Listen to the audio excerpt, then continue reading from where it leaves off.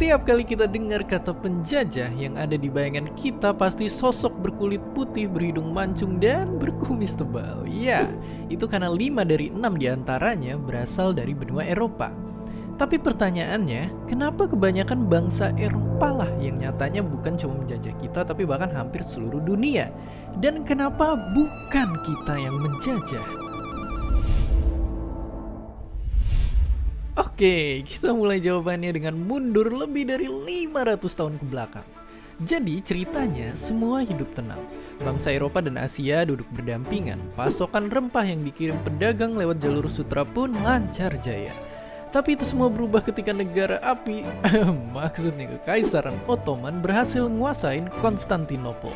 Akibatnya jalur perdagangan ditutup dan bikin Portugis, Belanda, dan kawan-kawan Eropanya pun gelagapan karena kehilangan pasokan rempah-rempah yang mereka cintai. Dan karena nggak bisa hidup tanpa rempah-rempah, mereka pun mulai nyebar mencari di mana benda setara emas itu berada. Era kolonialisme dimulai, dan sisanya adalah sejarah.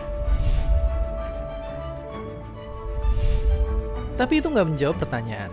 Kenapa bangsa Eropa? Kenapa bukan bangsa lainnya? Dan bukan cuma ngejajah Nusantara, tapi mereka juga pernah nguasain hampir satu dunia.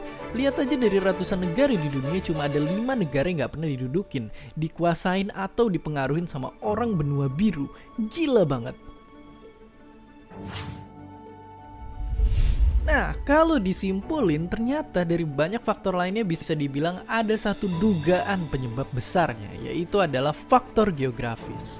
Ya, menurut orang ini, dataran Eropa bisa dibilang jadi tanah yang beruntung berkat sumber pertanian dan peternakan yang melimpah, yang bikin mereka beralih dari zaman berburu dan meramu menjadi bercocok tanam dan beternak.